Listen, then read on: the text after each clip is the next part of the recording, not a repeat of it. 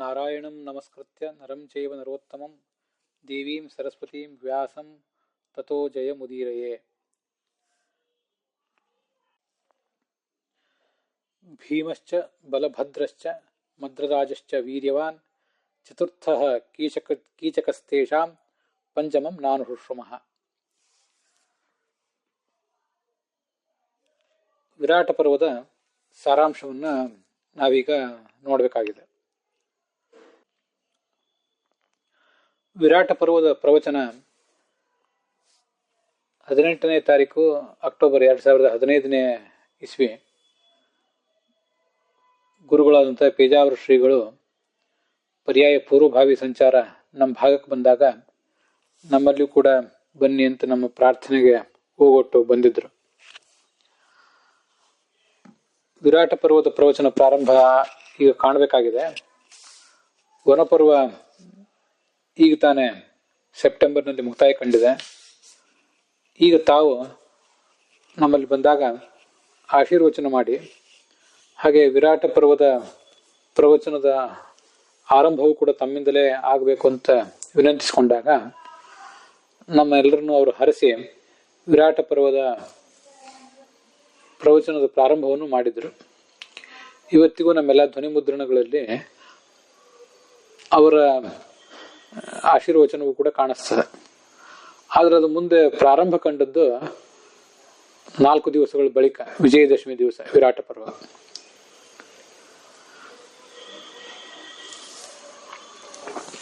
ಒಂದು ದುರ್ಗಾ ಸ್ತೋತ್ರ ಈ ವಿರಾಟ ಪರ್ವದಲ್ಲಿ ಕಾಣಿಸ್ತದೆ. ಆದರೆ ಅದನ್ನ ಎಲ್ಲಾ ಪಾಠಗಳು ಕೂಡ ಒಪ್ಪಿಲ್ಲ. ಉತ್ತರ ಭಾರತದ ಪಾಠದಲ್ಲಿ ಕಾಣಿಸ್ತದೆ, ದಕ್ಷಿಣ ಭಾರತದ ಪಾಠದಲ್ಲಿ ಅದು ಪ್ರಕ್ಷಿಪ್ತ ಅನ್ನುವ ರೀತಿಯಲ್ಲಿ ಹಾಕಿದ್ದಾರೆ. ಅಂಥದ್ದೊಂದು ಮಹತ್ವದ ಸ್ತೋತ್ರ ಇದೆ ಅನ್ನುವುದು ನಮಗೆ ಗೊತ್ತಿರಬೇಕು. ಈ ಪರ್ವದಲ್ಲಿ ಭಗವಂತ ನನ್ನ ಸ್ತುತಿಸುವಂತಹ ಯಾವುದೇ ಒಂದು ಮಹತ್ವದ ಶ್ಲೋಕ ನನಗೆ ಕಂಡು ಬಂದಿಲ್ಲ.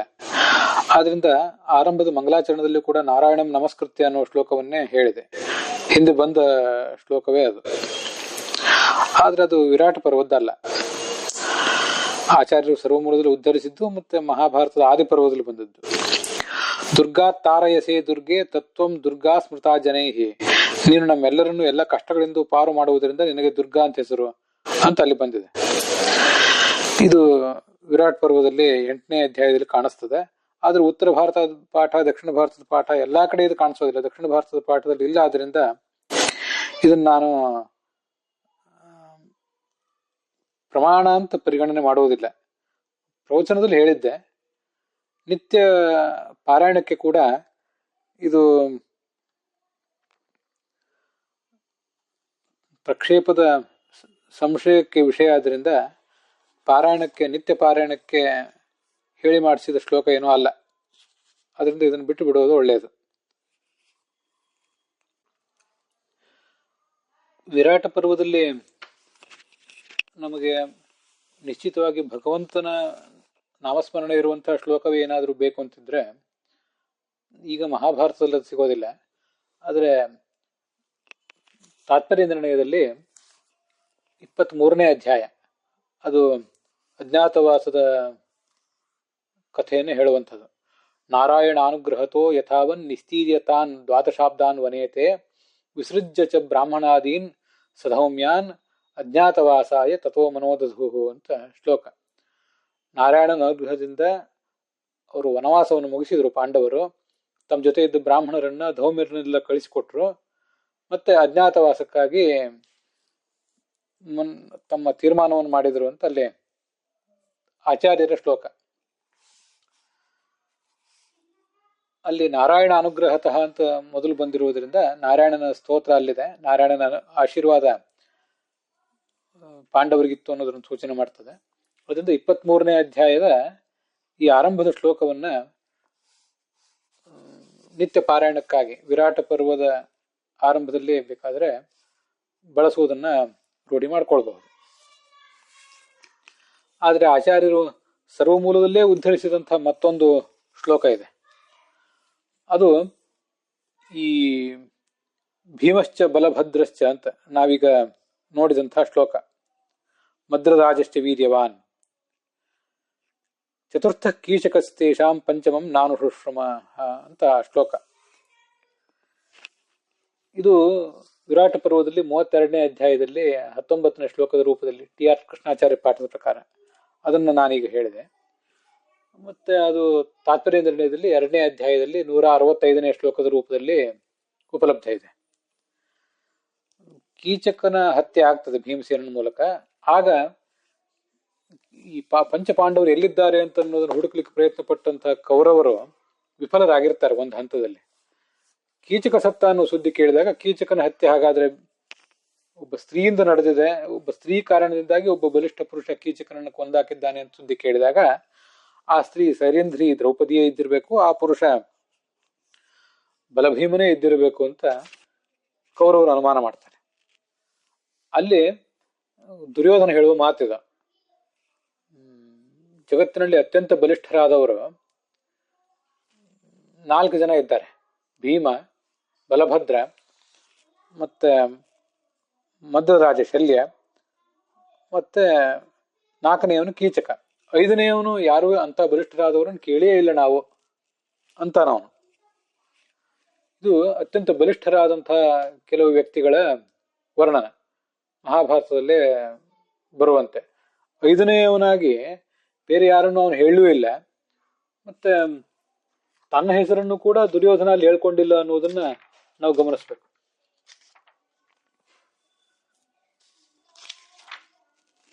ವೀರಾಣಾಂ ಶಾಸ್ತ್ರ ವಿದುಷಾಂ, ಮಹಾಬಲಿಷ್ಠರಾದ ಶಾಸ್ತ್ರಜ್ಞಾನಿಗಳು. ಕೃತಿನಾಂ ತತ್ವನಿರ್ಣಯ, ತತ್ವನಿರ್ಣಯವನ್ನು ಬಲ್ಲವರು. ಸತ್ವೇ ಬಾಹುಬಲೆ ಧೈರ್ಯ. ಸಾಂಪ್ರತಂ ಮಾನುಷೀಯ ಲೋಕೆ ಸದೈತ್ಯ ನರ ರಾಕ್ಷಸೆ. ಚತ್ವಾರಃ ಪ್ರಾಣಿನಃ, 4 ಪ್ರಾಣಿನಾಂ ಶ್ರೇಷ್ಠ. ಕೇವಲ 4 ಜನ ಇದ್ದಾರೆ ಅಂತ ಈ ದುರ್ಯೋಧನ ಹೆಸರಿಸ್ತಾ ಇದ್ದಾನೆ. ಸಂಪೂರ್ಣ ಬಲಪೌರುಷಾಹ, ಪೂರ್ಣವಾದ ಬಲಪೌರುಷ ಇದ್ದವರು, ಕೇವಲ ಶಕ್ತಿ ಮಾತ್ರ ಇದ್ದವರು ಅಂತಲ್ಲ, ಇಷ್ಟೆಲ್ಲ ತತ್ವಜ್ಞಾನ ಇತ್ಯಾದಿಗಳನ್ನು ಹೊಂದಿದವರೇ ಅಂತವರು. ಭೀಮ, ಬಲಭದ್ರ ಹೀಗೆಲ್ಲ. ಅನ್ಯೋನ್ಯಾನಂತರ ಬಲಾಹ, ಅದರಲ್ಲಿ ಮೊದಲನೆಯವ್ರಕ್ಕಿಂತ 2ನೇವರು ದುರ್ಬಲರು, 2ನೇವ್ರಕ್ಕಿಂತ 3ನೇವರು, 3ನೇವ್ರಕ್ಕಿಂತ 4ನೇವರು ದುರ್ಬಲರು, ಮೊದಲನೆಯವನು ಅತ್ಯಂತ ಶ್ರೇಷ್ಠ ಅಂತ.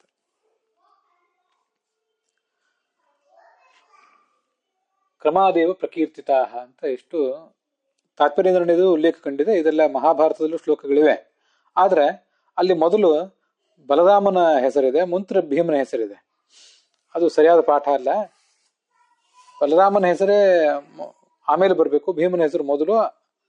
ಭೀಮ ಮೊದಲನೇವನು, ಬಲರಾಮ 2ನೇವನು, ಮತ್ತೆ ಮದ್ರರಾಜ 3ನೇವನು, ಮತ್ತೆ ಕೀಚಕ 5ನೇಯವನು ಅಂತ ಇಷ್ಟು ಉಲ್ಲೇಖ. ಅಲ್ಲಿ ಕೀಚಕ 4ನೇಯವನು, 5ನೇಯವನು ಯಾರು ಇಲ್ಲವೇ ಇಲ್ಲ ಅಂತ ಉಲ್ಲೇಖ ಬರ್ತದೆ.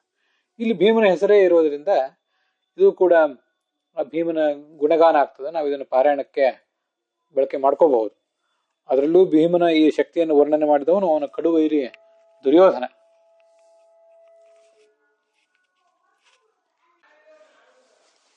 ಮುಂದೆ ಪಾಂಡವರು ಕೌರವರನ್ನ ಸದೆ ಬಡಿದಂತ ಕಥೆ ಬರ್ತದೆ.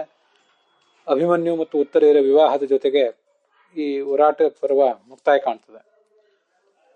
ವಿರಾಟ ಪರ್ವದ ಪ್ರವಚನ ಗುರುಗಳ ಪ್ರವಚನದೊಂದಿಗೆ ಪ್ರಾರಂಭ ಕಂಡಿತ್ತು. ಅದು ಮುಕ್ತಾಯ ಕಾಣುವ ಹೊತ್ತಿಗೆ 18ನೇ ತಾರೀಕು, ಅದು ಜನವರಿ 2016ನೇ ಇಸ್ವಿ, ಗುರುಗಳು ಪಂಚಮ ಪರ್ಯಾಯದ ಪೀಠಾರೋಹಣ ಮಾಡಿದ್ರು. ಅವರಿಗೆ ಆ ಭಾಗ ಅರ್ಪಿತ ಆಗಿತ್ತು. ಅದರ ಸಾರಾಂಶವನ್ನ ಇದು ನೋಡಿದ್ದೇವೆ. ಅಲ್ಲಿ ನಾರಾಯಣ ಅನುಗ್ರಹತಃ ಅಂತ ಮೊದಲು ನಾರಾಯಣನ ಹೆಸರು ಬಂದಿದೆ. ಭೀಮನ ಹೆಸರನ್ನು ಕೂಡ ಅವನು ಮಹಾಬಲಿಷ್ಠರ ಸಾಲಿನಲ್ಲಿ ಅವನ ಹೆಸರು ಮೊದಲು ಬಂದಿರೋದನ್ನು ನೋಡಿದ್ದೇವೆ. ತಾತ್ಪರ್ಯ ನಿರ್ಣಯದಲ್ಲಿ ಉದ್ಧೃತವಾದ ಶ್ಲೋಕ ಅದು. ಎಲ್ಲಾ ಪಾಠಗಳಲ್ಲೂ ಇದೆ, ತಪ್ಪಾಗಿದೆ ಅಷ್ಟೇ. ಬಲಭದ್ರಶ್ಚ ಭೀಮಶ್ಚ ಅಲ್ಲ, ಭೀಮಶ್ಚ ಬಲಭದ್ರಶ್ಚ ಅಂತ ಅದನ್ನ ಓದಬೇಕಷ್ಟೆ. ಅಲ್ಲಿಗೆ ಈ ಸಾರಾಂಶದ ವಿರಾಟ ಪರ್ವದ ಸಾರಾಂಶದ ಭಾಗ ಸಮಾಪ್ತ ಆಗಿದೆ. ಈಗಾಗಲೇ ಹೇಳಿದಂತೆ ಅದು ನಮ್ಮ ಗುರುಗಳಿಗೆ ಅರ್ಪಿತವಾಗಿದೆ.